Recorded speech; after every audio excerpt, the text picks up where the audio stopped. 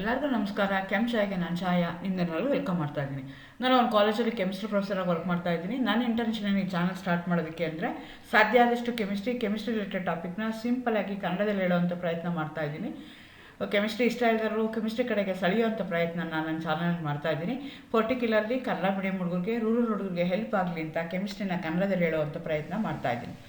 ಈಗ KSET exam ಬರ್ತಾ ಇದೆ. ಕೆಸೆಟಲ್ಲಿ one of the important chapter for the exam ಯಾವುದು ಅಂದರೆ ಬಯೋ ಇನಾರ್ಗ್ಯಾನಿಕ್ ಕೆಮಿಸ್ಟ್ರಿ ಅಂತ 5ರಿಂದ 6 ಕ್ವಶನ್ನು ಈ ಚಾಪ್ಟ್ರಿಂದ ನಿಮಗೆ ಬರ್ತಾ ಹೋಗುತ್ತೆ. ಸೊ ಆ ಚಾಪ್ಟ್ರಲ್ಲಿ ಏನೇನು ಓದಬೇಕು, ಯಾವ್ಯಾವುದು ಇಂಪಾರ್ಟೆಂಟ್ ಟಾಪಿಕ್ಸು, ಹೇಗೆ ನೆನ್ಪಿಟ್ಕೋಬೇಕು, ಸೊ ಅದ್ರ ಬಗ್ಗೆ ಇವತ್ತು ಕ್ರ್ಯಾಶ್ ಕೋರ್ಸ್ ಮಾಡೋಣ ಅಂತ ಅಂದ್ಕೊಳ್ತಾ ಇದ್ದೀನಿ. ಮೋಸ್ಟ್ ಪ್ರಾಬಬಲಿ ನಾನೀಗ ಆಲ್ರೆಡಿ 14 ವಿಡಿಯೋ ಮಾಡಿದ್ದೀನಿ ಈ ಚಾಪ್ಟರ್ ಮೇಲೆ. ಇದು 15ನೇ ವಿಡಿಯೋ ನಾನು ಮಾಡ್ತಾ ಇರೋವಂಥದ್ದು. ಇದನ್ನು ಕ್ರ್ಯಾಶ್ ಕೋರ್ಸ್ ಅಂತ ಅನ್ಬೋದು. ಇದರಲ್ಲಿ ಏನೇನು ಇಂಪಾರ್ಟೆಂಟ್ ಟಾಪಿಕ್ಸ್ ಹೇಳಿದ್ದೀನಲ್ಲ ಆ ಟಾಪಿಕ್ಸ್ನೆಲ್ಲ ಆಲ್ರೆಡಿ ನಾನು ಇನ್ ಡೀಟೇಲಾಗಿ ಇನ್ನು ಅದರದ್ದು 14 ವಿಡಿಯೋಸಲ್ಲಿ ನಾನು ಎಕ್ಸ್ಪ್ಲೈನ್ ಮಾಡಿದ್ದೀನಿ. ಸೊ ಇದು ಎಂತ್ ಮೂಮೆಂಟಲ್ಲಿ, ಲಾಸ್ಟ್ ಮೂಮೆಂಟಲ್ಲಿ ಪ್ರಿಪ್ರೇಷನ್, ಈಗ ನಾವು ಓದಿರ್ತೀವಿ ಮರ್ತೋಗಿರುತ್ತೆ. ಸೊ ಅಥವಾ ಒಂದೇ ದಿವಸ ಇರುತ್ತೆ, ಒಂದು ಅರ್ಧ ದಿವಸ ಇರುತ್ತೆ, ಅವಾಗ ಹೇಗೆ ಓದ್ಕೋಬೇಕು, ಏನೇನು ಇಂಪಾರ್ಟೆಂಟು, ಜಸ್ಟ್ ರೀಕಾಲ್ ಮಾಡ್ಕೊಳ್ಳೋಕ್ಕೆ ಈಸಿ ಆಗಲಿ ಅಂತ ನಾನು ಈ ಕ್ರ್ಯಾಶ್ ಕೋರ್ಸ್ ಅನ್ನೋ ವಿಡಿಯೋನ ಮಾಡ್ತಾ ಇದ್ದೀನಿ. ಇದು ಎಕ್ಸಾಮ್ ಹಿಂದಿನ ದಿನ ಎಲ್ಲ ಓದಿದ್ರೆ ಎಲ್ಲ ಆಗಿದೆ, ಟೈಮ್ ಇಲ್ಲ, ಇನ್ನೇನು ಎಂತ್ ಮೂಮೆಂಟಲ್ಲಿದೆ, ಲಾಸ್ಟ್ ಮಿನಿಟ್ ಪ್ರಿಪ್ರೇಷನಲ್ಲಿ, ಅವಾಗ ಏನು ಬೇಕು ಅಂತ ನಾವು ನೋಡ್ಕೋಬೇಕಾಗತ್ತೆ. ಸೊ ನಮಗೆ ಇದರಲ್ಲಿ ಇಂಪಾರ್ಟೆಂಟ್ ಟಾಪಿಕ್ಸ್ ಯಾವುದಿದೆ ಅಂದರೆ ರಫ್ಲಿ ಒಂದು 15ರಿಂದ 16 ಟಾಪಿಕ್ ನೀವು ಇಂಪಾರ್ಟೆಂಟ್ ಅಂತ ಹೇಳ್ಬೋದು. ಬಟ್ ಒಂದಕ್ಕೊಂದು ರಿಲೇಟೆಡ್ ಆಗಿರುತ್ತೆ. ಸೊ ಹಾಗಾಗಿ ಏನು ಡಿಫ್ರೆನ್ಸ್ ಇದೆ ಅಷ್ಟು ನೀವು ತಿಳ್ಕೊಂಡ್ರೆ ಈಸಿ ಆಗ್ತಾ ಹೋಗುತ್ತೆ. ಸೊ ಎಲ್ಲದಕ್ಕಿಂತ ಮುಂಚೆ ಬಯೋ ಇನಾರ್ಗ್ಯಾನಿಕ್ ಕಾಂಪೌಂಡ್ಸಲ್ಲಿ ಮೆಟ್ಲೋಫಾರ್ಫರಿನ್ಸ್ ಅಥವಾ ಫಾರ್ಫರಿನ್ಸ್ ಅನ್ನೋದು ಇಂಪಾರ್ಟೆಂಟು. ಸೊ ಅದ್ರ ಬಗ್ಗೆ ನೀವು ಇನ್ಫಾರ್ಮೇಷನ್ ತೊಗೋಬೇಕಾಗತ್ತೆ. ಮೆಟ್ಲೋಫಾರ್ಫರಿನ್ಸ್ ಅಂದ್ರೇನು, ಮಧ್ಯದಲ್ಲಿ ಮೆಟ್ಲಿರುತ್ತೆ, ಅದ್ರ ಸುತ್ತ ಒಂದು ಫಾರ್ಫರಿನ್ ರಿಂಗ್ ಇರುತ್ತೆ, ಅದಕ್ಕೆ ನಾವು ಮೆಟ್ಲೋಫಾರ್ಫರಿನ್ಸ್ ಅಂತ ಹೇಳ್ತೀವಿ. ಅದು ಹಿಮೋಗ್ಲೋಬಿನಲ್ಲಿ, ಮಯೋಗ್ಲೋಬಿನಲ್ಲಿ, ಹಿಮೋಸೈನಿನಲ್ಲಿ, ರೈತಿನ್ ಅದರಲ್ಲೆಲ್ಲನೂ ನಿಮಗೆ ಕಾಣಿಸ್ಕೊಳ್ತಾ ಹೋಗುತ್ತೆ. ಸೊ ಅದನ್ನು ಇನ್ ಡೀಟೇಲಾಗಿ ನೀವು ಓದ್ಕೋಬೇಕಾಗತ್ತೆ. ಅದೇ ಥರ ಸೈಟೋಕ್ರೋಮ್ಸ್ ಇರ್ಬೋದು, ಕಾರ್ಬೋನಿಕ್ ಅನ್ಹೈಡ್ರೇಸ್ ಅಂತ ಕರಿತೀವಿ, ಇಲ್ಲಾಂದರೆ ಕಾರ್ಬೋನಿಕ್ ಪೆಪ್ಟೈಡೇಸ್ ಅಂತ ಕರಿತೀವಿ. ನಾವು ಮುಂಚೆನೇ ಹೇಳ್ದಂಗೆ ASE ಅಂತ ಬಂದಿದೆ ಅಂದರೆ ಅವು ಎನ್ಸೈಮ್ಸ್ ಆಗಿರ್ತವೆ. ಇವೆರಡೂ ಜಿಂಕ್ ಎನ್ಸೈಮ್ಸ್ ಇರ್ತವೆ. ಅದೇ ಥರ ಪ್ಲಾಸ್ಟೋಸೈನಿನ್ ಅಂತ ಹೇಳ್ತೀವಿ, ಅಲ್ಸರಿನ್ ಅಂತ ಹೇಳ್ತೀವಿ, ಬ್ಲೂ ಕಾಪರ್ ಪ್ರೋಟೀನ್ಸ್ ಇದ್ದಾವೆ. ಅದೇ ಥರ SOD ಅಂತ ಹೇಳ್ತಾರೆ, it's non blue copper proteins ಇದೆ. ಅಲ್ಲಿ ಸೂಪರ್ ಆಕ್ಸೈಡ್ ಡಿಸ್ಮ್ಯೂಟ್ ಅಂತ ಹೇಳ್ತೀವಿ. ಇಲ್ಲಿ O2 ಮೈನಸ್ ಇರುವಂಥದ್ದು O2 ಸೂಪರ್ ಆಕ್ಸೈಡ್ ಇರುವಂಥದ್ದು ಆಕ್ಸೈಡ್ ಆಗಿ ಕನ್ವರ್ಟ್ ಆಗುತ್ತೆ. ಇಲ್ಲೂ ASE ಅಂತಿದೆ, it also act as an enzyme. Next ferredoxin ಇರ್ಬೋದು, ಯುರಾಕ್ಸಿನ್ಸ್ ಇರ್ಬೋದು, ನೈಟ್ರೋಜನೇಸ್ ಇರ್ಬೋದು, ಟ್ರಾನ್ಸ್ಫರಿನ್ ಆ್ಯಂಡ್ ಫೆರಟಿನ್ ಅಂತ ಹೇಳ್ಬೋದು. ಇದಕ್ಕೆಲ್ಲ ಐರನ್ ಸಲ್ಫರ್ ಪ್ರೋಟೀನ್ಸ್ ಅಂತ ಹೇಳ್ತೀವಿ.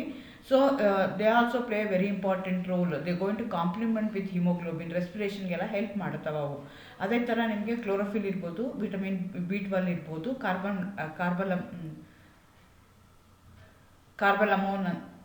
ಕೊಬಾಲಮಾನ್ ಅಂತ ಕರಿತೀವಿ, ಕೊಬಲಮಾನ್ ಅಂತ ಕರಿತೀವಿ ಅದನ್ನು. So magnesium complex.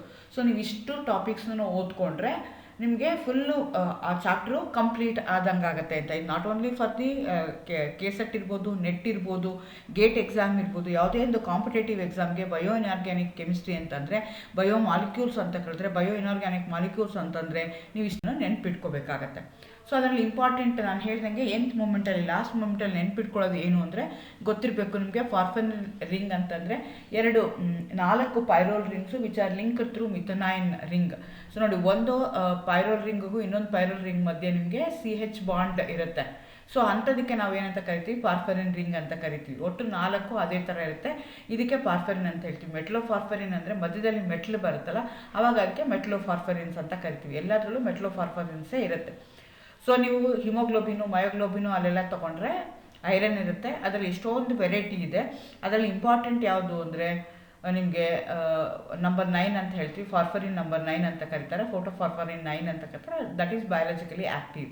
ಸೊ ಅದೇ ಥರ ಕೋರಿನ್ ರಿಂಗ್ ನಿಮಗೆ ವೈಟಮಿನ್ B12 ಇರುವಂಥದ್ದು ಹೇಗಿರುತ್ತೆ ಅಂತಂದರೆ 4 ಪೈರೋಲ್ ರಿಂಗ್ ಇದೆ, ನೋ ಪ್ರಾಬ್ಲಮ್. ಆದರೆ 2 ಮೆಥನೈನ್ ರಿಂಗಿಂದ ಲಿಂಕ್ ಆಗಿದೆ, 2 ಮೆಥನೈನ್ ರಿಂಗಿಂದ ಲಿಂಕ್ ಆಗಿದೆ, 2 ಡೈರೆಕ್ಟಾಗಿ ಲಿಂಕ್ ಆಗಿದೆ.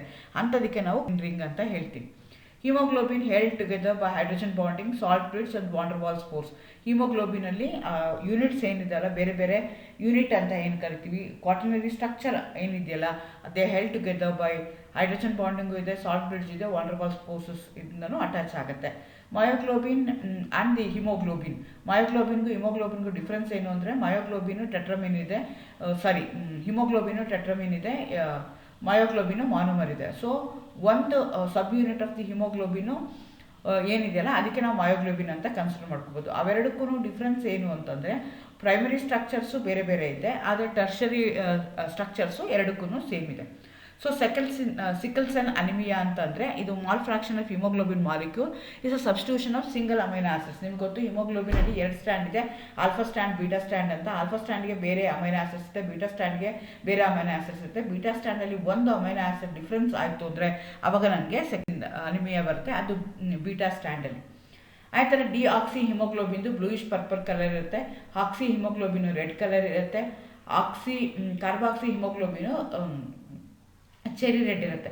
ಡಿ ಆಕ್ಸಿ ಹಿಮೋಗ್ಲೋಬಿನ್ ಅಂದರೆ ಹಿಮೋಗ್ಲೋಬಿನಲ್ಲಿ ಆಕ್ಸಿಜನ್ ಇಲ್ಲದೆ ಇರುವಂಥದ್ದು, ಅಂಥದಕ್ಕೆ ಡಿ ಆಕ್ಸಿ ಅಂತ ಹೇಳ್ತಾರೆ. ಅದಕ್ಕೆ ಆಕ್ಸಿಜನ್ ಅಂದರೆ because you know that they act as a oxygen carrier species ಥರ ಆ್ಯಕ್ಟ್ ಮಾಡ್ತವೆ, ಆಕ್ಸಿಜನ್ ಕ್ಯಾರಿಂಗ್ ಮಾಲಿಕ್ಯೂಲ್ಸ್ ಥರ ಕ್ಯಾರಿ ಮಾಡ್ತವೆ. ಸೊ ಕ್ಯಾರಿ ಮಾಡ್ದಲ್ಲೇ ಇದ್ದಾಗ oxidation reduction state, reduce state oxidation state ಅಂತ ಹೇಳ್ಬೋದು. Oxyhaemoglobin deoxyhaemoglobin ಅದೇನೇ, ಅದು ಕಾರ್ಬನ್ ಮಾನಾಕ್ಸೈಡ್ ಜೊತೆಗೆ ಲಿಂಕ್ ಆದರೆ ಕಾರ್ಬಾಕ್ಸಿ ಹಿಮೋಗ್ಲೋಬಿನ್ ಅಂತ ಕರಿತೀವಿ. ಒಂದೊಂದು ಕಲರ್ ಇರುತ್ತೆ. ಆ ಕಲರ್ ಯಾವುದ್ರ ಮೇಲೆ ಡಿಪೆಂಡ್ ಆಗಿರುತ್ತೆ ಅಂದರೆ ನೀವು ಆಲ್ರೆಡಿ ಅಬ್ಸರ್ವ್ ಮಾಡ್ಬೋದು, porphyrin ring particularly which is present in haemoglobin ಇರ್ಬೋದಲ್ಲ, ಅದು 18 ಎಲೆಕ್ಟ್ರಾನ್ ಸಿಸ್ಟಮು, ಕಂಪ್ಲೀಟ್ ಕಾಂಜುಗೇಷನ್ ಇದೆ, ವಿತಿನ್ ದಿ ರಿಂಗ್ ಇದೆ. ಸೊ ಹಾಗಾಗಿ ಏನಾಗುತ್ತೆ, ಈಸಿಯಾಗಿ ಒಂದು ಕಡೆಯಿಂದ ಇನ್ನೊಂದು ಕಡೆಗೆ ಕಾಂಜುಗೇಷನ್ ಇರೋದಕ್ಕೋಸ್ಕರ wavelength of light observed ಜಾಸ್ತಿ ಆಗುತ್ತೆ. ಸೊ ಯಾವುದು ಹೇಗೆ ಅಬ್ಸರ್ವ್ ಮಾಡ್ಕೊಂಡಿದೆ ಆ ಬೇಸಿಸ್ ಮೇಲೆ ನಿಮಗೆ ಕಲರ್ ಬರ್ತಾ ಹೋಗುತ್ತೆ. ಸೊ ರೆಡ್ ಕಲರ್ ಯಾಕಿದೆ ಹಿಮೋಗ್ಲೋಬಿನಲ್ಲಿ ಅಂತ RBCನಲ್ಲಿ, that is because of the presence O2. ಅದೇ ಥರ ನಾವು ಇಲ್ಲಿ ಎನ್ಸೈಮ್ನ ತಗೊಳ್ತಾ ಇದ್ವಿ. ಒಂದು ಕಾರ್ಬಾಕ್ಸಿ ಪೆಪ್ಟಿಡೇಸ್ ಅಂತ ಕರಿತೀವಿ, ಇನ್ನೊಂದಕ್ಕೆ ಅಮೈನೋ ಪೆಪ್ಟಿಡೇಸ್ ಅಂತ ಕರಿತೀವಿ. ಎರಡೂ ಏನು ಮಾಡುತ್ತೆ ಅಂದರೆ ಪ್ರೋಟೀಸ್ ಎನ್ಸೈಮ್ನೇ ಎರಡನ್ನೂ ಕ್ಲೀವ್ ಮಾಡ್ತೇವೆ. ಒಂದು ಕಾರ್ಬನಲ್ ಟರ್ಮಿನಲ್ ಕಡೆಗೆ ಕ್ಲೀವ್ ಆಗುತ್ತೆ, ಇನ್ನೊಂದನ್ನು ನಾವು ಅಮೈನೋ ಗ್ರೂಪ್ ಕಡೆಗೆ ಕ್ಲೀವ್ ಆಗುತ್ತೆ. ಸೊ ಹಾಗಾಗಿ ಒಂದು ಸಿ ಟರ್ಮಿನಲ್ ಆಗ್ತಾ ಇದೆ, ಒಂದು ಎನ್ ಟರ್ಮಿನಲ್ಲಿ ಕ್ಲೀವ್ ಆಗ್ತಾ ಇದೆ. ಸೊ ಅವೆರಡಕ್ಕೂ ಬೇರೆ ಬೇರೆ ಎನ್ಸೈಮ್ ಇದೆ. ಸಿ ಟರ್ಮಿನಲ್ ಆಗಿರೋದಕ್ಕೆ ಕಾರ್ಬಾಕ್ಸಿ ಪೆಪ್ಟಿಡೇಸ್ ಅಂತ ಹೇಳ್ತೀವಿ, ಅದೇ ಥರ ಎನ್ ಸೈಡಲ್ಲಿ ಆಗ್ತಿರೋದಕ್ಕೆ ಅಮೈನೋ ಪೆಪ್ಟಿಡೇಸ್ ಅಂತ ಕೇಳ್ತೀವಿ. ಎರಡೂ ಪೆಪ್ಟೈಡ್ ಬಾಂಡ್ನ ಅವೇನು ಮಾಡ್ತವೆ. ಅದೇ ಥರ urease is a nickel containing metalloenzyme that catalyses. ASC ಅಂತ ಬಂದರೆ ನೆನ್ಪಿಟ್ಕೊಳ್ಳೋದು ಯಾವಾಗೂ ಎನ್ಸೈಮ್ ಆಗಿರುತ್ತೆ, ಕೆಟಲಿಸ್ ಥರ ಆ್ಯಕ್ಟ್ ಮಾಡ್ತಾ ಇರುತ್ತೆ. Enzyme that catalyses the hydrolysis of urea into carbon dioxide and ammonia into dopamine. ಅದೇ ಥರ ಬೀಟಾ ಹೈಡ್ರಾಕ್ಸಲೇಸ್ ಅಂತ ಕರಿತೀವಿ. ಇಟ್ಸ್ ಅ ಕಾಪರ್ ಕಂಟೈನಿಂಗ್, ಒಂದು ನಿಕ್ಕಲ್ ಕಂಟೈನಿಂಗ್ ಇದೆ, ಇನ್ನೊಂದು copper containing enzyme that synthesises the narrow to form ಡೋಪಮೈನಿಂದ ಅದನ್ನು form ಮಾಡೋದಕ್ಕೋಸ್ಕರ ಇದನ್ನು ಯೂಸ್ ಮಾಡ್ತೀವಿ. ಇದೊಂದು ಕೆಲವೊಂದು ಕ್ವಶನ್ಗಳಲ್ಲಿ ಕೇಳಿದ್ದಾರೆ, ಹಾಗಾಗಿ ಅದನ್ನು ಆ್ಯಸ್ ಅ ಸ್ಟೇಟ್ಮೆಂಟ್ ನಾನು ನಿಮಗೆ ಹೇಳ್ತಾ ಇದ್ದೀನಿ. ಆ ಥರ ಯಾವ್ಯಾವುದು diseases, because all these micronutrients ಅಥವಾ all these bio inorganic molecules ಅಥವಾ ಅಯಾನ್ಸ್ ಏನಿದೆಯಲ್ಲ, they should be present in our body to certain extent. ಅದು ಇಲ್ದಲೇ ಇದ್ದರೆ ಏನಾಗುತ್ತೆ, they may leads to diseases. ಜಾಸ್ತಿ ಆದರೂ ಪ್ರಾಬ್ಲಮ್ ಆಗುತ್ತೆ, ಕಡಿಮೆ ಆದ್ರೂ ಪ್ರಾಬ್ಲಮ್ ಆಗುತ್ತೆ. So selenium sulphide is used in anti dandruff ಶಾಂಪೂಸಲ್ಲಿ ಯೂಸ್ ಮಾಡ್ತಾರೆ. Magnesium hydroxide is used as a laxative to relieve the occasional constipation and also as an antacid. Magnesium ಹೈಡ್ರಾಕ್ಸೈಡ್ನ antacid ಆಗಿ ಯೂಸ್ ಮಾಡ್ತಾರೆ. Sour stomach ಇದ್ದಾಗ, heartburn ಇದ್ದಾಗ, ಎದೆ ಉರಿತ ಅಂತ ಹೇಳ್ತಾರೆ, ಅವಾಗೆಲ್ಲ ಮೆಗ್ನೀಷಿಯಂ ಹೈಡ್ರಾಕ್ಸೈಡ್ನ ನಾವು ಯೂಸ್ ಮಾಡ್ತೀವಿ. Antimony compounds are used as anti agents such as sodium, ಅದೇ ಥರ ಗ್ಲುಕೋಮೇಟ್ ಆಗಿ ಯೂಸ್ ಮಾಡ್ತಾರೆ. ಅದೇ stannous fluoride is used as anti caries ಆ್ಯಕ್ಟಿವಿಟೀಸಲ್ಲಿ ಇದನ್ನು ಯೂಸ್ ಮಾಡ್ತಾವೆ. ಅದನ್ನು ಕೇಳ್ತಾರೆ, ನಿಮಗೆ ಗೊತ್ತಿರಬೇಕಾಗತ್ತೆ. Lithium salts are widely used in the treatment of bipolar disorders. ಆ ಥರ square planar platinum 2 complex cisplatin is used in the chemotherapy of cancer. ಆ ಥರ ಆಲ್ AU1 ಅಥವಾ gold complexes which are chelated with thiolate ಏನಿದೆಯಲ್ಲ, they are used in the arthritis, rheumatoid ಆಥ್ರೈಟಿಸ್ಗಳು use ಮಾಡ್ತೀವಿ. Bismuth salts are use in the treatment of gastric. ಆ ಥರ ಸೂಪಾಕ್ಸೈಡ್ ಡಿಸ್ಮ್ಯೂಟೇಸ್ ಅಂತ ಹೇಳ್ತೀವಿ. SOD ಇಲ್ಲೂ ASC ಇಂದ ಎಂಡ್ ಆಗಿದೆ. It's also enzyme that catalyses the super oxide into ordinary oxygen and peroxide. Selenium is important constituent of an enzyme glutathione peroxidase, which is responsible for destroying the lipid damaging peroxides. Formaldehyde, ferroxidine oxidoreductase is a tungsten containing metalloenzyme. So ನೀವು ನೆನ್ಪಿಟ್ಕೊಳ್ಳಿ, AS ಇಂದ end ಆಗ್ತಿದೆ ಅಂತಂದರೆ ಅದೆಲ್ಲನೂ ಕೆಟ್ಲಿಸ್ ಥರ act ಮಾಡ್ತಾ ಇರ್ತವೆ. ಇಲ್ಲೂ redox ಕೆಟ್ಲಿಸ್ ಥರ ಆ್ಯಕ್ಟ್ ಮಾಡ್ತಾ ಇರ್ತವೆ. They going to carry the oxygen, ಇದರಲ್ಲಿ ಟನ್ ಇರುವಂಥದ್ದು. ಅದೇ ಥರ rubredoxin is a small iron sulphur protein contain in various sulphur metabolising bacteria. Rieske proteins are iron sulphur protein components of cytochrome. ಸೈಟೋಕ್ರೋಮಲ್ಲಿ ಎಷ್ಟೊಂದು ವೆರೈಟಿ ಇದೆ. ಇದನ್ನು ರಿಸ್ಕಿ ಏನೋ ಫಸ್ಟು ಅವನು ಮತ್ತು ಕೋವರ್ಕರ್ಸ್ ಮಾಡಿದ್ದಾರೆ, ಹಾಗಾಗಿ ಅವನ ಹೆಸರನ್ನ ಇಟ್ಟಿದ್ದಾರೆ. ಆ ಥರ aconitase is an iron sulphur protein that catalyses the conversion of citrate to ಐಸೋಸಿಟ್ರೇಟ್ಗೆ ಯೂಸ್ ಮಾಡ್ತಾರೆ. ಆ ಥರ ಸಿರಿಯೋಪ್ಲಾಸ್ಮಿನ್ produced in liver carries transport more than 95% of the copper in the blood plasma. Galactose oxidase is a monomeric enzyme that contains a single copper ion and catalyzes the oxidation of primary alcohol to corresponding aldehydes. Tetrathiomalobulate is used as an anti-copper agent in the Wilson diseases. ಈ ಥರ ಬೇರೆ ಬೇರೆ ಥರ questions ಕೇಳ್ತಾ ಇರ್ತಾರೆ, ಓದ್ಕೊಳ್ತೀರಾ, ಮರ್ತು ಹೋಗುತ್ತೆ. Particularly PCM ಸ್ಟೂಡೆಂಟ್ಸ್ಗೆ ಬಯಾಲಜಿನಲ್ಲಿ ಅಷ್ಟು ಇಂಟ್ರೆಸ್ಟ್ ಇಲ್ಲದೆ ಇರೋರಿಗೆ ಈ ಟರ್ಮ್ಸೇ ಕಷ್ಟ ಅನಿಸುತ್ತೆ, ಅರ್ಥ ಮಾಡ್ಕೊಳ್ಳೋದು ಕಷ್ಟ ಆಗುತ್ತೆ. ಮತ್ತೆ ನೀವು ರೀಕಾಲ್ ಮಾಡ್ಕೋಬೇಕಾಗತ್ತೆ. ಆವಾಗ ನಿಮಗೆ ಈಸಿಯಾಗಿ ನೆನ್ಪಿಟ್ಕೊಂಡು ಎಕ್ಸಾಮ್ ಕ್ರ್ಯಾಕ್ ಮಾಡೋಕ್ಕೆ ಈಸಿ ಆಗುತ್ತೆ. All the best. Thank you. Good luck.